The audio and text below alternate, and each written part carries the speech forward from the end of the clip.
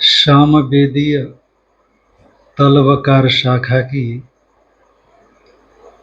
छांदोग्योपनिषद का 8वां अध्याय रूप प्रजापति विद्या, उसमें इंद्र की जिज्ञासा की पूर्ति करने के लिए प्रजापति ने पहले अक्षी पुरुष का आत्मरूप से निर्देश किया और उसके बाद यह ऐसा स्वप्ने मह्यमानश्चरति, तो स्वप्न पुरुष का निर्देश कर रहे हैं। यानी कि पहले पर्याय में माने अक्षी पर्याय में जिस आत्म तत्व का उन्होंने उपदेश दिया और स्वप्न पर्याय में भी उसी आत्म तत्व का ही उपदेश दे रहे हैं। प्रजापति तो यही समझ रहे हैं कि मैं वही दे रहा हूँ, पर इंद्र अपने हिसाब से अपने मनगत जो दोष गुण इत्यादि है उनके हिसाब से वो देख रहे हैं।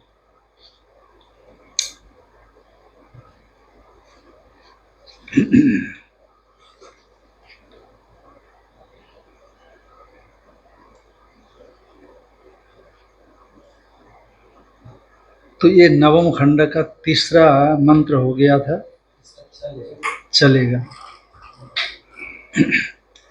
जब इंद्र के अभिप्राय माने इंद्र को अक्षी पुरुष के विषय में प्रजापति ने कहा, तो इंद्र प्रजापति दोनों ही शांत हृदय होकर के चले गए।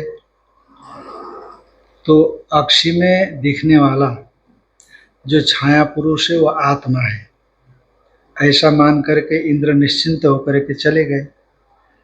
इंद्र का मन विरोचन से थोड़ा शुद्ध था, इसलिए या यशो अक्षिणी पुरुषो दृश्यते, ये तो दृश्यते श्रुति है माने श्रुति का अंश है, तो उसका जो वाच्यार्थ है छाया ही होती है। आप मेरे सामने खड़े होंगे तो छाया दिखेगी,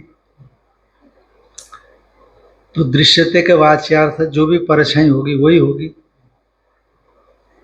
तो ये वाच्यार्थत्व न शक्ति वृत्ति से छाया है ऐसा इंद्र ने समझा, तो निश्चिंत होकर के चल दिए। जो भी छाया है वही क्या है, आत्मा है। अब उनको उतना ध्यान नहीं आया कि ऐसा आत्मा अपहत पात्मा बीजरो विमृत्यु विश्व का बुद्धि में पर्दा लगा था ऐसा समझना, कोई परत थी, आवरण थी। कभी कभी होता है ना, कभी विस्मृति होती है, फिर अचानक आपको स्मरण में आ जाती है बात। तो विस्मृति क्यों थी, तो हम लोग उस चीज को प्रतिपादन करने के लिए बोलते हैं कि कोई परत थी, कोई आवरण, कोई ढक्कन, कोई अज्ञान था। अब कैसा था और कैसा गया, न ढक्कन था जब तब भी नहीं देखा, जब गया तब भी नहीं देखा। एक अनुभव में आता है कि कोई न कोई आवरण था। तो विरोचन ने दृश्यते श्रुति का लक्षणा कर दी कि जो छाया पड़े वो शरीर ही आत्मा है। दोनों शांत हृदय होकर के चले गए। अब विरोचन ने तो जो समझा था उसी को अंत तक शरीर को ही आत्मा है मानना चाहिए, और इस शरीर की रक्षा कर लो, शरीर की पूजा कर लो, शरीर को खिलाओ पिलाओ, खूब वस्त्राभूषण से सजाओ। तो इहलोक और परलोक इसी शरीर के सजाने से ही प्राप्त हो सकते हैं। और देवराज इंद्र को देवताओं की यानी लोक की प्राप्ति होने से पहले, स्वर्ग पहुंचने से पहले भय हो गया, क्योंकि ये छायात्मा, तो यदि ये शरीर नक्षिक से विशिष्ट होता है तो छायात्मा भी नक्षिक से विशिष्ट होता है। यदि इसमें पानी गिरने लग जाता है तो उसमें भी पानी गिरने लग जाता है। स्त्री वस्त्रालंकार से विशिष्ट इसको करते हैं तो ये भी वस्त्रालंकार से विशिष्ट होता है। और ये यदि ये अंधा हो जाता है तो वो भी अंधा हो जाता है। तो नहीं अत्र भोग्यम पश्यामि, यहाँ कोई विशेष पुरुषार्थ फल मुझे नहीं दिखता। इसीलिए प्रजापति के पास आए। प्रजापति को कहा कि, प्रजापति ने पूछा क्यों आए? तो कहा महाराज इसमें भोग्य फल नहीं देखता। तो जो अनुभव था वो प्रजापति के सामने में रखा। तब प्रजापति ने कहा एवं एव एष मघवन् इति होवाच।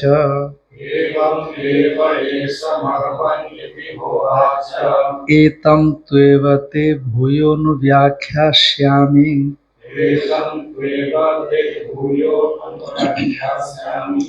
वश अपराणि द्वात्रिंशतं वर्षाणीति। सः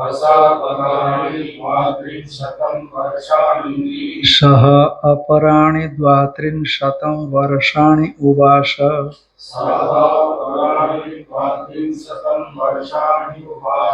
तस्मै होवाच एवं एव एष मघवन् इति होवाच। होवाच मैंने प्रजापति उवाच। प्रजापति ने कहा कि हे भगवान, ये जो आपने अनुभव किया है, जो कहा है वो ऐसा ही है।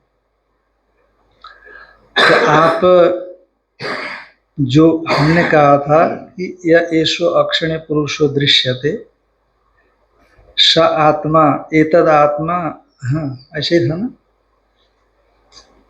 या एषो अक्षणे पुरुषो दृश्यते एषा आत्मा इति होवाच एतद अमृतम अभयम एतद ब्रह्म।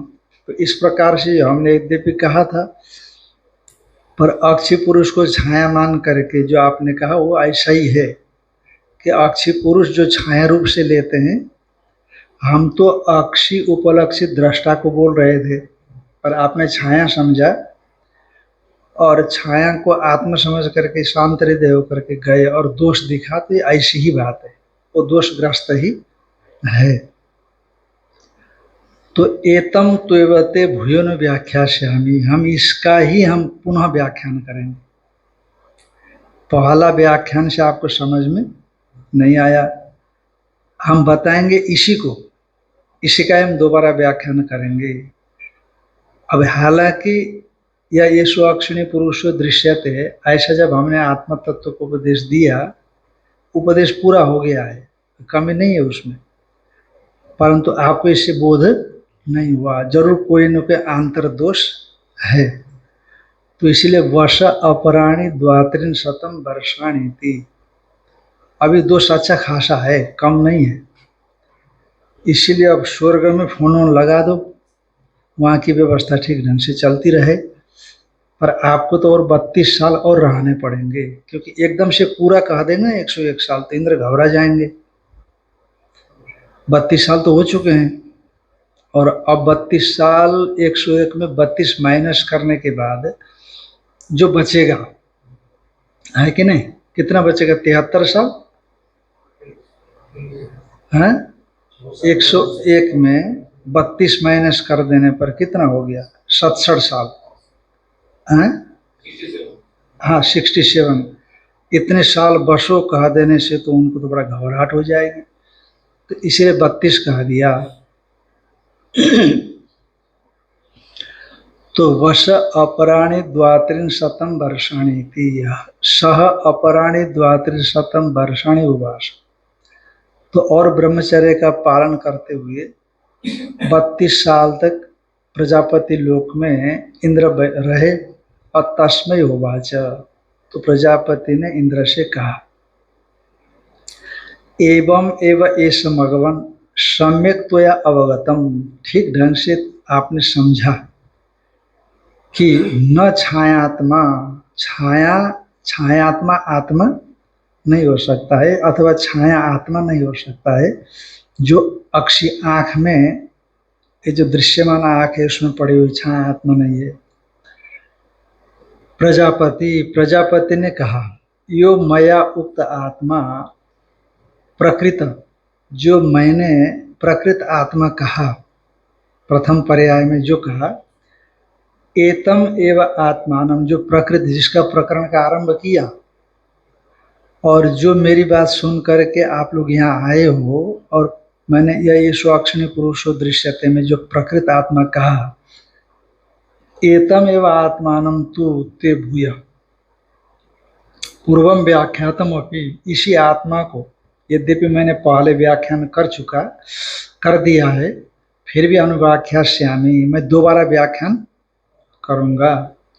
यस्मात् सकृत व्याख्यातम दोषरहितानाम अवधारण विषयम प्राप्तम अपि, एक बार वो आत्म तत्व का व्याख्यान कर दिया गया तो जो दोष रहित है वो उस आत्म तत्व का अवधारण कर सकता है, यदि दोष रहित हो तो। अब वामदेव जी को तो उपदेश ही नहीं करना पड़ा, हिरण्यगर्भ को तो उपदेश ही नहीं करना पड़ा पर यदि दोष रहित है तो उसको सकृत व्याख्यातम दोष रहितानाम अवधारण विषयम प्राप्तम अपि, एक बार व्याख्यान होने पर दोष रहितों को अवधारण का विषय होने पर भी न अग्रहीत्वम, मध्यम पुरुष का एक वचन की क्रिया है, न अग्रहीत्वम, तुम ग्रहण नहीं कर पाए, अतः इसीलिए केनचित दोषेण प्रतिबद्ध ग्रहण सामर्थ्यस्त्वम, कोई न कोई दोष है जिस दोष से प्रतिबद्ध ग्रहण की सामर्थ्य वाले हो। यद्यपि ग्रहण करने की सामर्थ्य अंदर से ही आती है तो वो सामर्थ्य ढकी हुई है, कोई न कोई दोष है जो दोष उस सामर्थ्य को ढका हुआ है। केनचित दोषेण प्रतिबद्ध ग्रहण सामर्थ्यस्त्वम, किसी दोष से प्रतिबद्ध हो गई है ग्रहण सामर्थ्य जिसकी, ऐसे तुम हो। अतः तत्क्षपणाय, उस दोष को हटाने के लिए वर्ष अपराणि 32 वर्षाणि, आप और 32 साल तक प्रजापति लोक में रहो। इति उक्त्वा तथा उषितवते क्षपित दोषाय, 32 साल तक प्रजापति के यहाँ पर इंद्र रहे और दोष काफी दूर तक दूर हो गया, तो वहाँ दोष कोई प्रपंच था नहीं वहाँ पर, इसलिए दोष काफी हट गया। तस्मै होवाच, उस इंद्र के लिए प्रजापति ने कहा, यह आत्मा अपहत पापमा आदि लक्षणों यह एषो अक्षणे इत्यादि न व्याख्यात एषा स को असो, यह आत्मा अपहत पापमा इत्यादि लक्षण प्रजापति ने प्रजापति लोक में जिसकी चर्चा की और जिसको इन्होंने दोनों ने सुन करके जिसे प्राप्त करने के लिए प्रजापति के यहाँ 32 साल ब्रह्मचर्य का पालन किया। उसके बाद जो उपदिष्ट हुआ, या ये स्वाक्षण पुरुषो दृश्यते, कोई ऐसा पाता पापमा इत्यादि से जो कहा गया था उसी को, या ये स्वाक्षण पुरुषो दृश्यते, उसी को ही कहा गया। इस रूप में जो व्याख्यात स ऐसा, स माने वह, ऐसा यही है। कहते कौन, या ऐसा स्वप्ने मह्यमानश्चरति,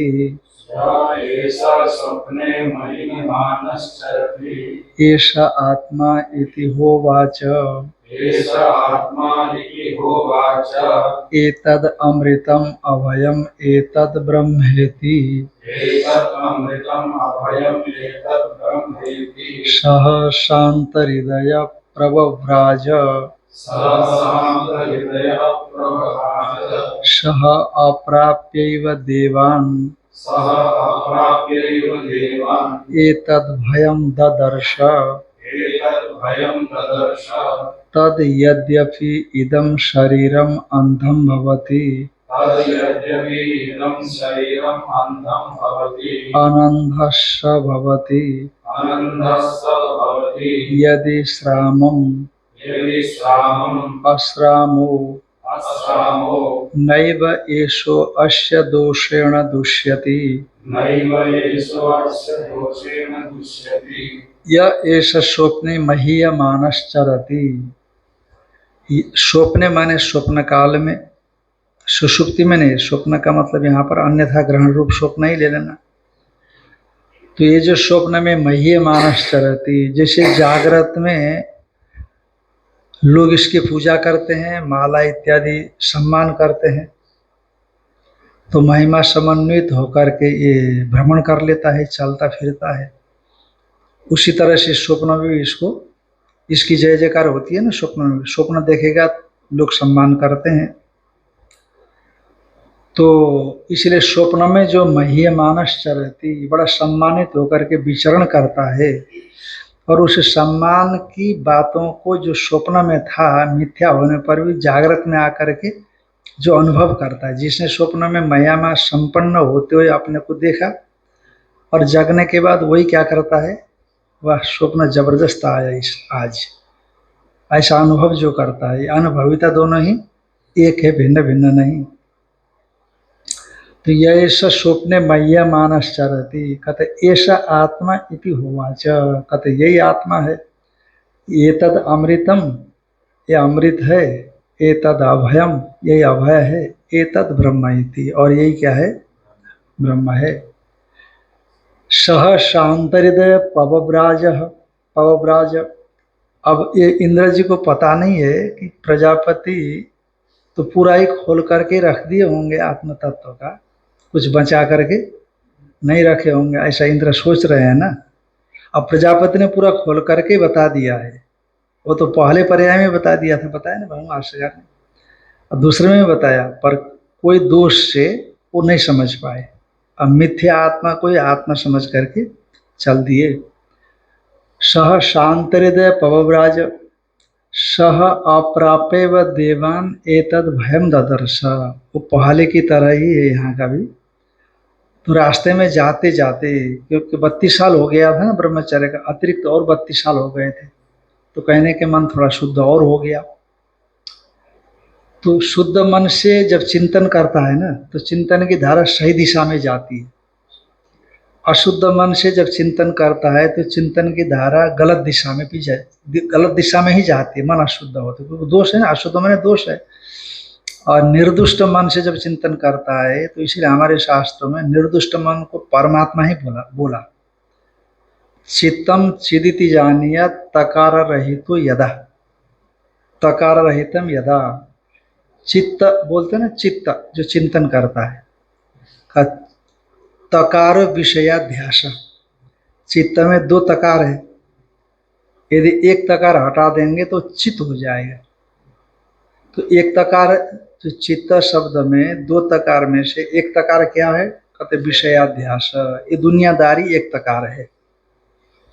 तो चित्त में से वो दुनियादारी हट जावे, तो जो चित्त है वो चित्त, वो परमात्मा ही है। चित्तम चिद इति जानियात, चित्त को चित्त समझना। और मांडव्य के उपनिषद में आपने देखा, चित्त चित्त चित्त, वो मन को ब्रह्म ही कहा दिया लास्ट में अलात शांति प्रकरण में। तो इस प्रकार से तो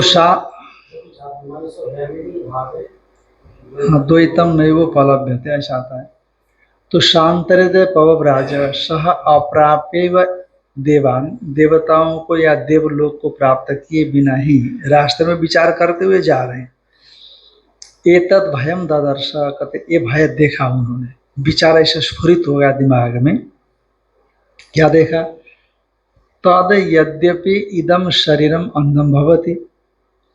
अब यद्यपि ये जो जागृत शरीर है, इदम माने जागृत शरीर, ये जागृत शरीर जब अंधा हो जाता है, इसमें इंद्रियक विकलता आ जाती, इंद्रियगत विकलता, कमजोरी या टूटना फूटना, गोलकों का टूटना फूटना हो जाता है। हमारे मत में इंद्रियों में बीमारी नहीं आती, इंद्रियों के जो गोलक है ना उसमें बीमारी आती है। तो इंद्रियां देख नहीं पाती है, तो गोलकों के माध्यम से देखती है, जैसे चश्मे के माध्यम से हम देखते हैं। उसी तरह से हमारे शास्त्रों में ये जो गोलक है ना, इस गोलक को चक्षुर इंद्रिय का चश्मा का, चक्षुर इंद्रिय देखता है इसके माध्यम से, ऐसा मानते हैं। और यदि गोलक खराब हो जावे तो इंद्रिया देख नहीं सकती, जैसे ये कमजोर हो जावे या चश्मा का नंबर बढ़ जावे, आँख का नंबर बढ़ जावे, तो ये नहीं देख सकते। का इदम शरीरम अंधम भवति, और ये जो जागृत शरीर जब अंधा हो जाता है तो स्वप्न शरीर आनंद रह सकता है। ये ध्यान दो, पहले छायात्मा के विषय में ये कहा था कि यदि ये शरीर अंधा होता है तो छायात्मा भी अंधा होता है, और ये शरीर विकृण होता है, चोटिल हो जाता है, तो छायात्मा भी चोटिल हो जाता है, और ये श्राम होता है तो वो भी श्राम, छायात्मा। पर कोई जरूरत नहीं कि स्वप्न आत्मा ऐसा हो जाए, ऐसा हो भी सकता है और नहीं भी। तो हम तो नहीं होता है इस पक्ष को लेंगे ना जिसमें व्यभिचार दिखे। तो जब ये शरीर अंधा होता है तो छायात्मा अंधा, स्वप्नात्मा अंधा नहीं होता। क्योंकि जैसे मान लो जागृत में आप रहे हो ना, पहले अंधे नहीं थे, पहले बाद में अंधे हो गए। अक्सर बुढ़ापे में जाकर के व्यक्ति कमजोर हो जाता है देखने में। और वो जो जागृत काल में पहली उम्र में उसने अपने को आनंद देखा था कि नहीं, तो भले शरीर अब बुढ़ापे में 60-70 साल में आकर के अंधा हो गया, पर स्वप्न में क्या देख सकता है? अपने को आंख वाला देख नहीं सकता है, देख ही सकता है। तो व्यभिचार मिल गया ना, तो इसीलिए वो जागृत जैसे नहीं रहा, भिन्न हो गया। यद्यपि इदम शरीरम अंधम भवति, ये शरीर अंधा हो जाता है जागृत कालीन। आनंद माने स्वप्नात्मा आनंद ही रहता है। भवति यदि श्रामम, और यह जो जागृत शरीर है श्राम हो जाता है, माने आंख नाक इत्यादि बहता है इसमें, तो स्वप्नात्मा अश्रामो भवति, स्वप्न आप अश्राम भी देख सकते हैं, कोई बात नहीं। और नैव एषो अस्य दोषेण दुष्यति, ऐसा माने ये जो स्वप्नात्मा है वह ऐसा माने जागृत शरीर के दोष से न दुष्यति, दुष्ट दूषित नहीं होता।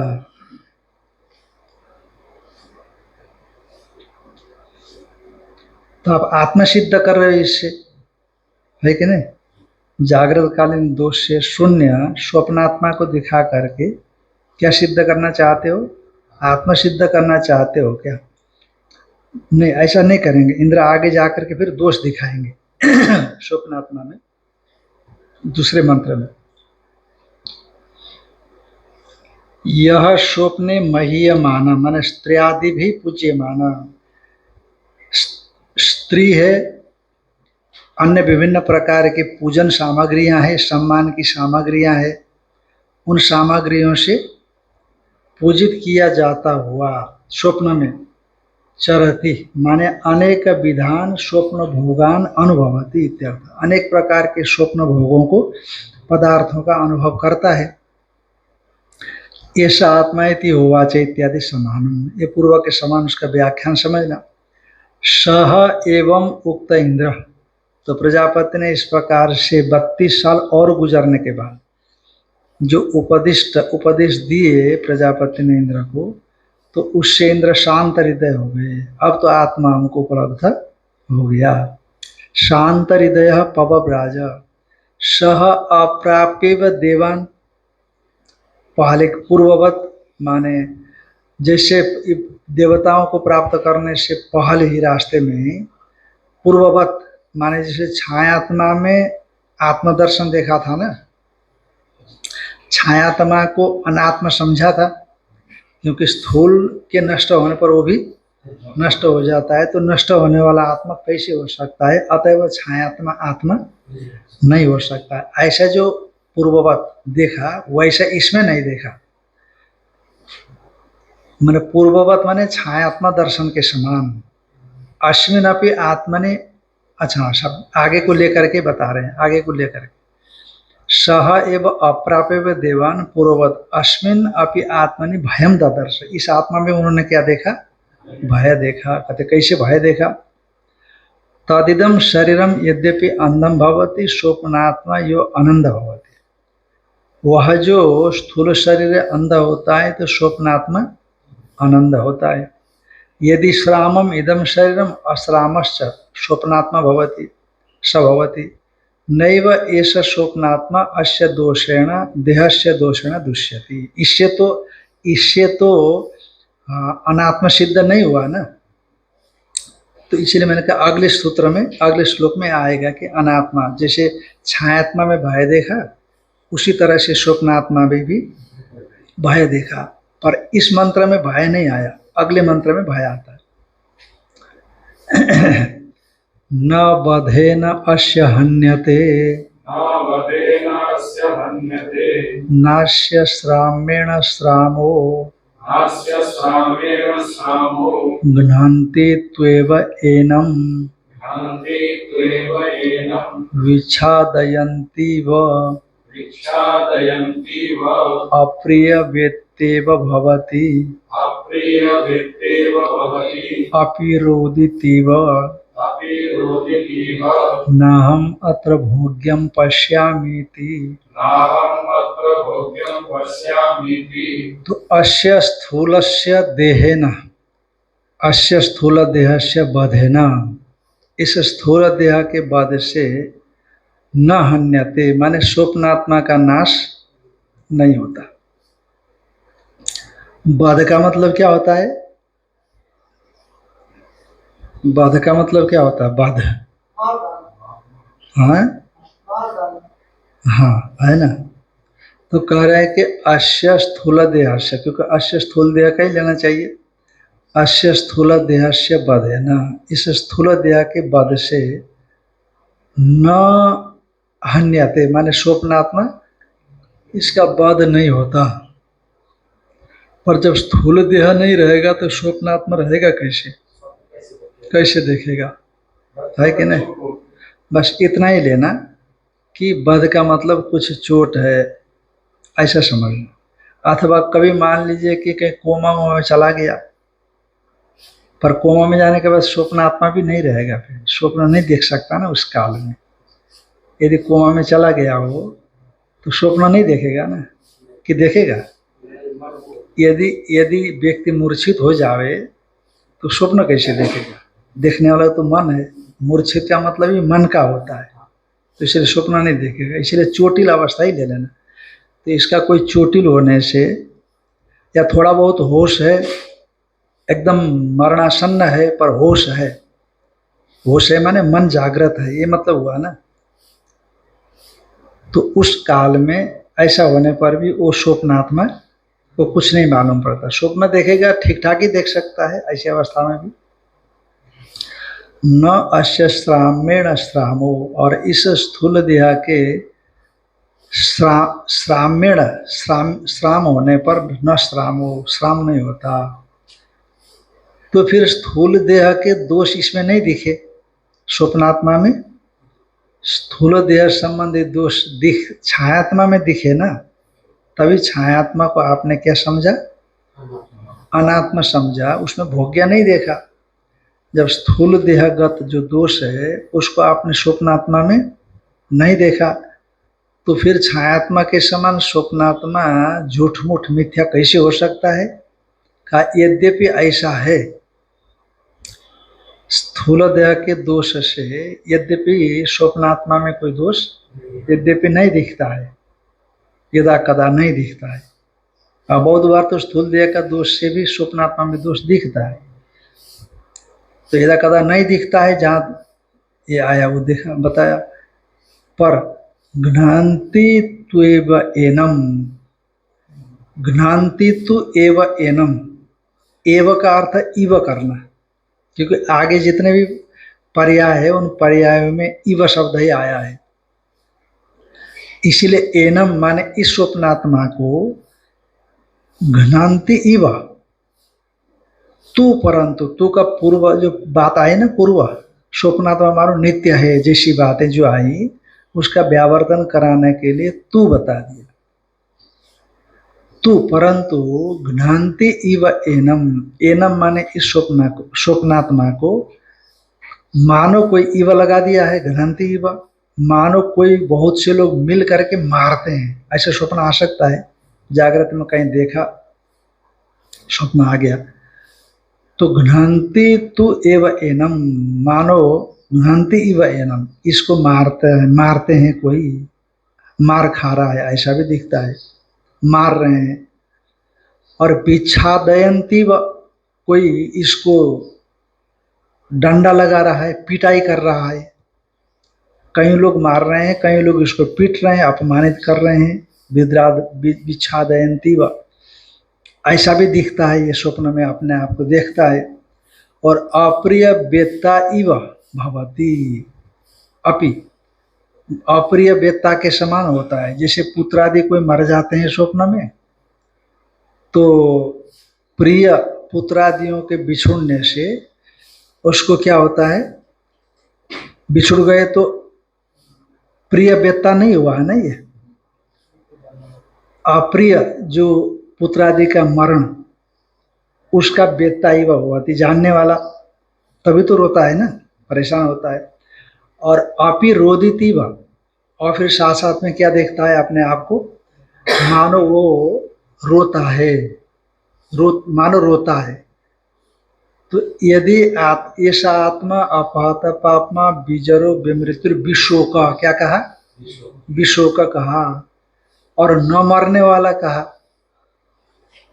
तो यदि मारा जाता हुआ दिख रहा है, प्रताड़ित किया जाता हुआ दिख रहा है, और फिर शोक से ग्रस्त दिख रहा है, तो आत्मा कैसे हो सकता है। इसलिए नाहम अत्र भोग्यम पश्यामीति, इसीलिए ये स्वप्नात्मा में भी जो मह्यमानश्चरति, मह्यमान जो तमाम लोगों के द्वारा सम्मानित होकर के विचरण कर रहा है, उसमें भी मैं कोई सफलता नहीं देखता हूँ।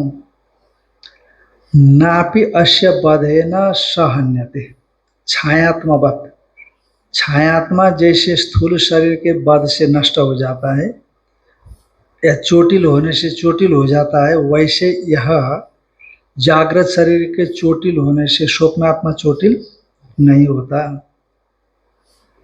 न च अस्य श्रामेण श्राम स्वप्नात्मा भवति, इसके श्राम्य होने से स्वप्नात्मा श्राम नहीं होता। तो कहा कि भाष्यकर भगवान उपक्रम के साथ इसका संबंध दिखाते हैं।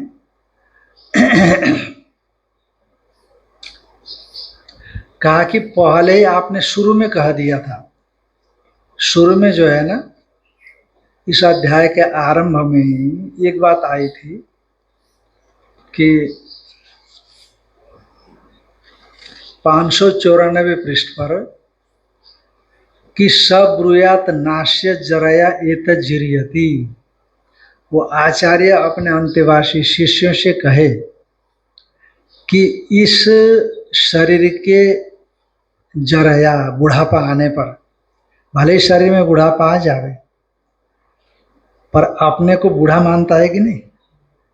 शरीर बालक हो तो ये अपने आप को बच्चा समझता है, शरीर जवान हो तो अपने को जवान समझता है, शरीर बूढ़ा हो तो अपने को क्या समझता है, बूढ़ा हूं, ऐसा समझता है। तो वहाँ आचार्य अपने अंत्यवासी शिष्यों को उपदेश देते हैं, सब ब्रूयात आचार्य अस्य स्थूल देहस्य जरया, इस स्थूल देह के बुढ़ापे से एतत् आत्मतत्व न जिरियति, ये आत्मतत्व बूढ़ा जर्जर नहीं होता। आत्मतत्व तो हमेशा पुरापी नव एवं, पुराण पुरुष है नहीं, पुराण पुरुष है, पुराण है, पुराण, हाँ। तो पुरापी नव एवं, भले ये पुराना हो पर इसको नया ही मानते हैं। ये कभी बूढ़ा नहीं होता, कभी बच्चा नहीं होता, जैसा ही वैसा होता। तो ये जो वहाँ आत्म तत्व के विषय में कहा था कि आत्मा निर्दुष्ट है, तो उपक्रम में केवल प्रतिज्ञा मात्र की गई थी, पर उसको युक्ति से नहीं समझाया था। तो उसी को अब थोड़ा उपपत्ति से समझा रहे हैं। यद अध्यायादौ आगम मात्रेण उपन्यस्तम, अध्याय के आदि में, अध्याय के आदि में का मतलब ये जो प्रजापति विद्या चल रही है ना, उस विद्या के आदि में समझना। क्योंकि अध्याय के आदि में तो दहर विद्या आई ना पहले, कि नहीं, वैसे दहर विद्या में वो आया है, दहर विद्या के प्रसंग में वो आया है ना, 549 में वो दहर विद्या के प्रसंग में भी आया है। तो यद अध्यायादो आगम मात्रेण उपन्यस्तम, अध्याय के आदि में शास्त्र प्रमाण मात्र से, व्याख्यान नहीं किया, युक्तियां नहीं दी, ये आगम मात्र से युक्तियों का निराश किया गया। युक्तियों को माने युक्ति निरपेक्ष केवल कहा मात्र गया। तत्वमसि तुम वही हो, यदि यदि श्रुति करे ना तत्वमसि, युक्ति नहीं बताती तो आगम मात्र हो जाएगा ये, और युक्ति पूर्वक समझाया जाएगा तो उपपत्ति भी सह आगमेन ऐसा बोला जाएगा, उपपत्ति के सहित आगम के द्वारा माने श्रुति के द्वारा, वेद के द्वारा। यद अध्यायादो आगम मात्रेण उपन्यास्तम, शास्त्र प्रमाण मात्र से उपन्यास किया गया, कथन किया गया था। क्या कथन किया गया था? न अस्य जरया, स्थूल शरीर के बुढ़ापा होने से ये आत्म तत्व को बुढ़ापा नहीं होता, इस प्रकार से जो कहा था इत्यादि। तद यह न्यायन उपपादयितुम, उपपत्ति से उत्पादन करने के लिए, युक्ति पूर्वक उपपादन कथन करने के लिए उपन्यास्तम, उसका यहाँ पर उपन्यास किया गया, कथन किया गया, उल्लेख किया गया। न तावत अयम छायात्मवत देह दोष युक्त, यद्यपि ये जो स्वप्नात्मा है ये छायात्मा के समान देह दोष से, देह माने स्थूल देह दोष से युक्त नहीं है, किंतु ऐसा होने पर भी घ्नान्ति इव, किंतु घ्नान्ति त्वेव एनम, यानी एव शब्द इवार्थ है, एव शब्द इव इस अर्थ में ले लेना। क्यों? घ्नान्ति इव एनम केचन इति द्रष्टव्यम,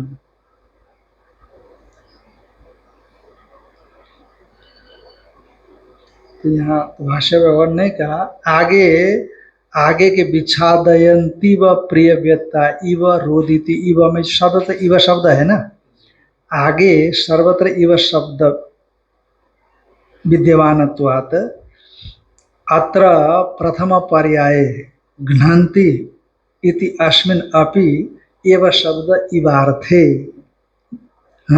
वेदितव्य, वेदितव्य, इवार्थ वेदितव्य, इवार्थ जानना चाहिए। तो किंतु घ्नान्ति तु एव एनम, माने एव शब्द इवार्थ है, घ्नान्ति इव एनम केचन इति द्रष्टव्यम। कुछ लोग, केचन का मतलब क्षण प्रत्यय होता है स्वार्थ में, स्वार्थ में क्षण प्रत्यय होता है। क क्या बोलते हैं, क कौ के, बहुवचन में के आता है कि नहीं, ये सर्वनाम शब्द है। क कौ के पुल्लिंग में हो गया, स्त्रीलिंग में का के का होता है, किम के कानी नपुंसक में होता है। तो ये के, तो के बाद वो चणप स्वार्थ में आया है, इसलिए के का अर्थ है केचन का भी अर्थ होता है, केचन, केचन माने कुछ लोग, इसको घ्नान्ति व एनम माने इसको मानो मारते हैं, न तो घ्नान्ति व, इव लगा दिया ना, सचमुच कौन मारेगा, वहां पर कोई है ही नहीं। स्वप्न में स्वप्नात्मा को वो नाड़ी प्रदेश में जाकर के कौन मारेगा, नाड़ी प्रदेश में तो स्वप्न देख रहा है ना कि मानो दूसरे लोग मार रहे हैं, तो कोई जाता तो है नहीं, इसलिए मानो मारते हैं, पर सच में कोई मारता न तो घ्नान्ति एव इति, माने हाँ यहाँ दिया ना, उत्तरेषु सर्वेषु इव शब्द दर्शनात्, का यहाँ एव को इव क्यों कर दिया आपने, का उत्तर जो पर्याय है सभी जगह पर इव शब्द मौजूद है, इसलिए यहाँ भी एव को क्या समझना, इव समझना। कहा देह के वध से इसका वध नहीं होता, आपने ऐसा कहा ना, श्रुति ने ऐसा कहा, देह के नाश होने से इसका नाश नहीं होता। ठीक है, देह के नाश से इसका नाश न हो तो प्रकारांतर से इसका नाश हो सकता है। आपने एकदम व्यक्तिगत रूप से देह का लिया ना, देह के नाश से इसका नाश नहीं होता ऐसा आप कह रहे हो, तो फिर देह से अतिरिक्त मान लो किसी इंद्रियों के नाश होने से नाश होता होगा, या प्राण के नाश होने से इसका नाश होता होगा, मैंने देह शब्द विशेषण लगा दिया ना, देह से संबद्ध होने पर देह नाश से इसका नाश, तो फिर देह से अतिरिक्त किसी प्रकारांतर से नाश हो सकता है, ऐसी आशंका किसी को हो सकती है। तो ऐसे आशंका होने पर कहते हैं न अश्य वधे न हन्यते, तो इसलिए देह के वध से भी इसका नाश नहीं होता। इति विशेषणात् न अश्य वधे न हन्यते, उसी बात को कह रहे हैं, न स्थूल देह के वधे न हन्यते इति विशेषणात् घ्नान्ति एव इति, घ्नान्ति तु एव इति चेत, प्रकारांतर से इसका नाश हो सकता है, घ्नान्ति इव नहीं। ध्यान में आई ना, माने इव को इव क्यों कर रहे हो, देह आपने दे दिया है तो देह के नाश से इसका नाश नहीं होता, आप ये कह रहे हो ना। इसका मतलब है कि देह को छोड़ करके किसी दूसरे के नाश होने पर इसका नाश हो सकता है, तो इव करने की जरूरत नहीं। सचमुच किसी दूसरे के नाश, दूसरे से इसका नाश होता है, तो एव को इव करने की आवश्यकता नहीं, घनंती एव, नाश होता है ऐसा मानो। वो प्रकारांतर नहीं बताया कि किसके नाश होने पर इसका नाश होता है, पर देह होने से, विशेषण होने से ये शंका हो गई। न अश्य बधेन हन्यते इति विशेषणात्, स्थूल शरीर के नाश से इसका नाश नहीं होता, ऐसे विशेषण से घ्नान्ति एव, प्रकारांतर से इसका नाश करते हैं, इति चेत नैवम, ऐसी बात नहीं। अब इंद्र काफी पहले से प्रबुद्ध हो चुके हैं, समझदार हो चुके हैं। यदि स्वप्नात्मा का नाश हो जाता तो प्रजापति ने जो कहा कि या ऐसे स्वप्ने मह्यमानश्चरति एतद अमृतम अभयम, ये कैसे होता।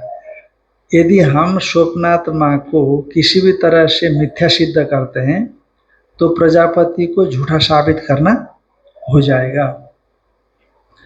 प्रजापतिम प्रमाणी पूर्वतो अनृतवादित्वापादान अनुपपत्ति, प्रजापति को प्रामाणिक मानने वाला व्यक्ति अब प्रजापति में ही अनृतवादित्व का आपादन करना उपपन्न नहीं हो सकता। जिसको, जो व्यक्ति प्रजापति को प्रामाणिक मान करके दोबारा गए, छायात्मा को आत्मा न समझते हुए दोबारा गए, अपने ज्ञान को बताया, तो प्रजापति ने अनुमोदन किया, हाँ तुम जिस छायात्मा को आत्मा समझ रहे थे वो सही नहीं है। तो फिर प्रजापति ने या ऐसा स्वप्ने मैया मानश्चरित ऐसा उपदेश दिया। और यदि सचमुच वो स्वप्नात्मा भी मिथ्या होता तो फिर ऐसी स्थिति में प्रजापति को क्या मानना पड़ता, मिथ्यावादी सिद्ध करना होगा, जैसा मानना पड़ता। तो कहा प्रजापतिम प्रमाणी कुर्वतो अनृतवादित्वापादन अनुपपत्ते। और दूसरी बात है एतद अमृतम इति एतत् प्रजापति वचनम कथम मृषा कुर्यात इंद्र स्तम प्रमाणी कुर्वन्। और प्रजापति ने एतद अमृतम इत्यादि कहा, तो ये प्रजापति वचन को कैसे मृषा करता इंद्र, तम प्रमाणी कुर्वन्, उनको प्रामाणिक करता हुआ।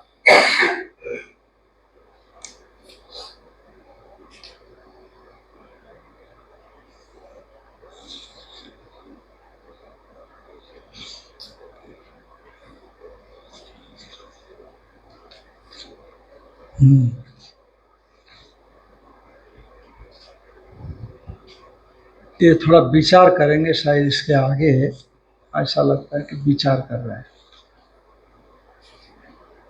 भाष्य एक ही साथ है ना, 2, 3, 4 का भाष्य एक ही साथ है। हमने 3 को पढ़ा और 3 का भाष्य भी देख लिया। तो अब ये चौथा मंत्र पढ़ लेते हैं, ठीक है। न बधे न अस्य हन्यते, न अस्य श्रामेण श्रामो,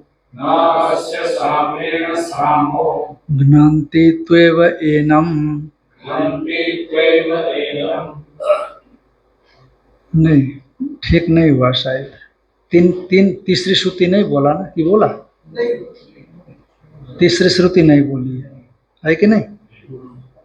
हाँ, क्योंकि वो जो पहले दूसरे श्रुति में जो बातें आई है, पहली श्रुति में जो बातें आई है, इंद्र का अनुभव है वो, और आगे वाली श्रुति में वही बातें दोहराई जाएगी। आगे वाली जो श्रुति है ना, 2 श्रुतियों में वही बातें दोहराई जाएंगी, तो पुनरुक्ति हो जाएगी। ऐसा क्यों? तो पहले दो श्रुतियों में इंद्र का अनुभव है, आगे वाली दो श्रुतियों में वही बात जो दोहराई जाएगी वो प्रजापति को इंद्र अपना अनुभव सुनाता है। प्रजापति पूछते क्यों आए हो, कहता ये बात है इसीलिए मैं आया हूँ, तो इसलिए पुनरुक्ति नहीं मानी जाएगी। तो इसे ये पहला तीसरी नंबर श्रुति पढ़ लेते हैं। स समित पाणि पुनरेयाय तमः प्रजापतिरुवाच मघवन् इच्छान्तहृदयः प्राव्राजिः किमिच्छन् पुनरागमयति सहोवाच तद यद्यपि इदं भगवः शरीरम् अंधं भवति अनन्धस्य भवति यदि श्रामम् अश्रामो नैवेषु अस्य दोषेण दुष्यति न बधेन अस्य हन्यते नास्य श्रामेण श्रामो घ्नन्ति त्वेवैनं विच्छादयन्तीव अप्रियवेत्तेव भवत्यपि रोदितीव नाहम् अत्र भोग्यं पश्यामीति एवं एव एष मघवन् इति होवाच एतं त्वेव ते भूयोऽनुव्याख्यास्यामि वश अपराणि द्वात्रिंशतं वर्षाणीति सः अपराणि द्वात्रिंशतं वर्षाणि उवाच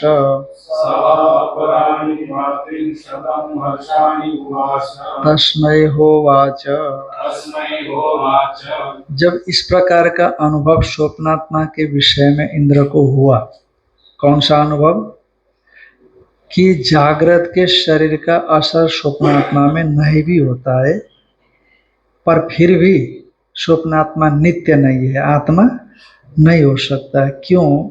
क्योंकि कोई इसको मानो मारते हैं, कोई इसको मानो ताड़ित करते हैं, कोई इसको मानो मानो अप्रियवेत्ता के समान होता है, मानो यह रोता है, ऐसा दिखता है। तो इसलिए इसमें हम यथार्थ में कोई सफलता नहीं देखते हैं। तो नहीं देखेंगे तो प्रजापति के पास ही जाएंगे, वो उपदेश तो प्रजापति का ही था। तो इसलिए समेत पाणी पुनरेयाय, वो समेदा हाथ में लेकर के पुनः प्रजापति के पास आए। तमरा प्रजापति रुवाच, वो पहले के समान ये प्रजापति ने कहा, हे मघवन, यत शांत हृदय प्राब्राजी, जो आप बड़े शांत हृदय होकर के गए थे, यह इस स्वप्न मह्यमानस चरते उपदेश सुनने के बाद, किमिच्छन पुनरागमयति, क्या चाहते हो, पुनः दोबारा आपका पुनरागमन क्यों हुआ। सहोवाच, उसने प्रजापति से कहा, तद यद्यपि इदम भगवत शरीरम अंधम, यद्यपि भगवान स्थूल शरीर अंध होने पर भी जो स्वप्नात्मा आनंद भवती, यदि श्रामम अश्राम हो, तो यदि स्थूल देह श्राम हो जाए तब भी स्वप्नात्मा श्राम नहीं होता। और छायात्मा को भूल जाइए अभी। नैव येषु अस्य दोषेण दुष्यति, स्थूल देह के दोष से स्वप्नात्मा दूषित छायात्मा होता था, पर ये स्वप्नात्मा नहीं होता। न बधे न अस्य हन्यते, और इस स्थूल देह के वध से ये नष्ट नहीं होता। न अस्य श्रामेण श्राम, इसके श्राम होने पर ये श्राम नहीं होता स्वप्नात्मा। पर महाराज मैंने अनुभव किया, घ्नान्ति तु एव एनम, मानो मारते हैं इसको, मानो विच्छादयन्ति व, मानो प्रताड़ित करते हैं इसको। और ये कोई जो प्रिय है पुत्र आदि, उनके मरण से शोक करने लगता है, अप्रियवेत्ता एवं होती अपि रोदिति, व रोता भी ऐसा लगता है। नाहमत्र भोग्यम पश्यामि, ये अपना जो पहला अनुभव था प्रजापति को, क्यों दोबारा आए हो, शांत हृदय होकर के क्यों आए हो, बताइए। ये देखा महाराज इसीलिए आया, तो मैं तो एक भोग्य उसमें नहीं देख रहा हूं जो स्वप्नात्मा का आपने उपदेश दिया। एवं एष मघवन इति उवाच। हाँ, क्योंकि यह इस स्वप्न मह्यमानश्चर, उस स्वप्न में महिमा से संपन्न होकर के विचरण जो कर रहा है, उसका जो लाक्षणिक अर्थ है प्रजापति वो बोल रहे हैं, और वो क्या ले रहे हैं, वाच्यार्थ ले रहे हैं, तो इसलिए गड़बड़ हो रहा है। एवं एष मघवन इति उवाच। हाँ मघवन, ऐसी बात है। एतम त्वे तो भुवन व्याख्यास्यामि, हम इसको फिर आपको व्याख्यान करेंगे, इसी को ही व्याख्यान करेंगे। एतम त्वेव, इसी को ही हम व्याख्यान करेंगे। जो पहले हमारी बात सुन करके आप लोग यहाँ आए, पहले पर्याय में हमने जिसको कहा, और उसी को हमने दूसरे पर्याय में भी यही सब स्वप्न महिमान सर यहाँ भी कहा, इसी का हम सुषुप्ति पर्याय के माध्यम से पुनः आपको बताएंगे। पर एक बात है कि और 32 साल रहना पड़ेगा, गिना आपने, और 32 साल, तीन 32 हो चुके हैं। अब ये 32 जो बता रहे हैं, ये बैठेंगे तो 3 32 हो जाएंगे। 32 64 और 32 96 हो गया, 96, और 5 साल बाद में लास्ट में और बताएंगे। तो 96 और 5 कितना हो गया, 101 का। बस अपराणे द्वात्रिंशतम वर्षाणी थी, सह अपराणे द्वात्रिंशतम वर्षाणी उवास, और 32 साल तक वो रहे। तस्मय होवाच, तो प्रजापति ने उनसे उपदेश दिया कि क्या दिया, आगे बताएंगे। का ननु छाया पुरुषे प्रजापति न उक्ते अस्य शरीरस्य नाशम अनु एष नश्यति दोषम अव्यदधात तथा तथा यापि स्यात्। अब प्रजापति ने छाया पुरुष के विषय में कह दिया, प्रजापति ने छाया पुरुष के विषय में कह दिया। उक्त कह देने पर अस्य शरीर से नाशम अनु, इस स्थूल शरीर के नाश के पश्चात एष नश्यति इति दोषम अव्यदधात, क्योंकि इस शरीर के नाश से उसका विनाश हो जाता है, ये दोष तो बता ही दिया। तथा इहापि स्यात्, ये स्वप्न पुरुष में भी हो जाना चाहिए। अरे छाया और स्वप्न पुरुष में क्या फर्क है, कोई शंका करने वाला शंका करता है। जब छाया पुरुषे प्रजापति न उक्ते, छाया पुरुष के विषय में प्रजापति ने कहा कि अस्य शरीर से नाशम अनु एष नश्यति, कहने के बाद इस शरीर के नाश के पश्चात यह छाया पुरुष भी नष्ट होता है। ऐसे दोष तो दिखाई दिया ना, दोष देखने पर यह तथा यह पिछत स्वप्न पुरुष में भी हो गया, और स्वप्न क्या छायात्मा क्या दोनों बराबर ही हो गए।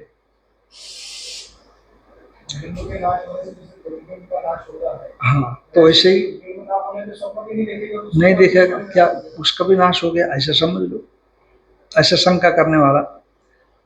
तो नैवम, ऐसी बात नहीं है। कस्मात, क्यों का यह येषु अक्षिणी पुरुषो दृश्यते इति न छायात्मा प्रजापति न उक्ता इति मन्यते मघवान। अब मघवान ये मानते हैं, पहले तो ये मान रहे थे कि छायात्मा को ही प्रजापति ने आत्मा माना, ऐसा मान करके शांत होकर के गए थे। पहले तो उदशरा में दिखाया तो छायात्मा को आत्मा माना, फिर सुवसन इत्यादि लगाया उन्होंने, सुवसन इत्यादि अलंकार इत्यादि से विशिष्ट होने पर तो प्रजापति ये समझ रहे थे कि जैसे नक्शी घटा देने पर छायात्मा में भी नक्शी घट जाता है, तो ये आत्मा नहीं, ऐसे समझ जाएंगे, पर नहीं समझे वो लोग दूसरी बार में भी। तो पर उन्होंने जाकर के छायात्मा को आत्मा कहा, तो हाँ, एवं ऐसा ऐसा एवं ऐसा कहा दिया, तो वो तो चला गया, विरोचन तो चला गया। पर इंद्र ने रास्ते में दोष दिखा, तब वापस आए तो स्वप्न पुरुष का उपदेश दिया। फिर स्वप्न पुरुष से दोष दिखा तो फिर आकर के प्रजापति को कहा। तो कस्मात येषु अक्षिणी पुरुषो दृश्यते इति न छायात्मा प्रजापति न उक्त इति मन्यते मघवन। जो इस अक्षी पुरुष जो दिखा एक, तो न छायात्मा प्रजापति न उक्त, छायात्मा को प्रजापति ने कहा, ऐसा नहीं मानते भगवान।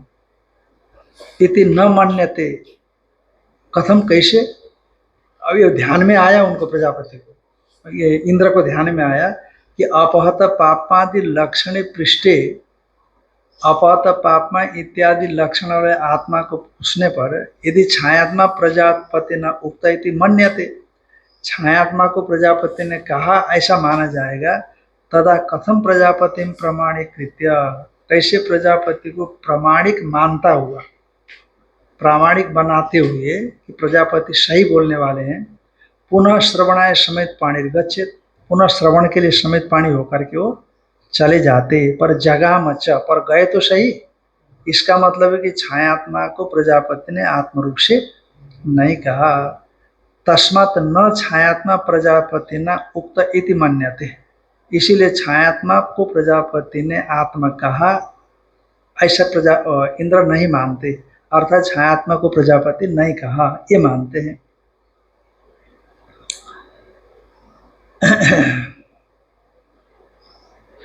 पर एक बात है कि भाई आपने पहले तो कहा कि दृश्यते, ये जो श्रुति है ना, इसका वाच्यार्थ इंद्र ने ग्रहण किया, इसीलिए छायात्मा को क्या समझा, आत्मा समझा।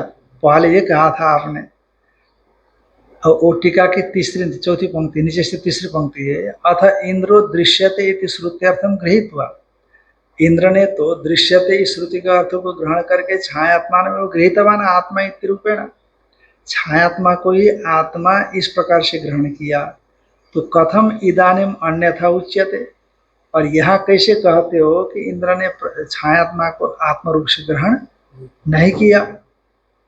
तत्राह तथा, तथा च व्याख्यातम, वो हमने पहले व्याख्यान कर दिया कि दृष्टा अक्षिणी दृश्यते इति, जो अक्षि में जो दृष्टा है ना, अक्षि में जो दृष्टा है वो दृष्टा देखा जाता, माने अक्षि से उपलक्षित जो दृष्टा है वहां पर, अक्षि से उपलक्षित दृष्टा। भले ही छायात्मा को माना, पर अब प्रजापति क्या उपदेश को अब इंद्र धीरे धीरे समझ रहे हैं ना, इसलिए शुद्ध अंतकरण होने से अप्रजापति ने छायात्मा को कहा था ये नहीं मानते। तथा विच्छादयन्ती व विद्रावयन्ती व तथा च पुत्रादि मरण निमित्तम अप्रिय वेत्ता इव भवति। विच्छादयन्ती माने विद्रावयन्ती माने दौड़ाते हैं, अश्य न बधे न अश्य हन्यते, वहाँ इसके स्थूल शरीर के वध से इसका नाश नहीं होता। तो फिर दूसरा कहते हैं विच्छादयन्ती माने, विच्छादयन्ती का अर्थ विद्रावयन्ती माने ऐसा समझ, द्रागतौ माने विशेष रूप से दौड़ाना। तो हाथी इत्यादि इसको भगाते हैं, जंगली हाथी दौड़ाते हैं कि नहीं, पर्यटक जब चिढ़ाने लगते हैं तो जंगली हाथी उनको दौड़ाते हैं, उसी तरह से मानव हाथी इसको दौड़ाते हैं। तथा च पुत्रादि मरण निमित्तम अप्रियव्यता इव भवति, पुत्रादि मरण निमित्तक अप्रियव्यता के समान होता है। अपिच स्वयं रोदिति व ननु अप्रियम वेत्ता एव इति कथम वेत्ता इव इति, ये तो सचमुच अप्रिय वेत्ता स्वप्न में होता ही है, अप्रिय वेत्ता के समान होता है, ऐसा क्यों कहते हैं? तो उत्तर देते हैं इसको, फिर हम लोग कल देखते हैं। ओम आप्यायन्तु ममाङ्गानि वाक्कानि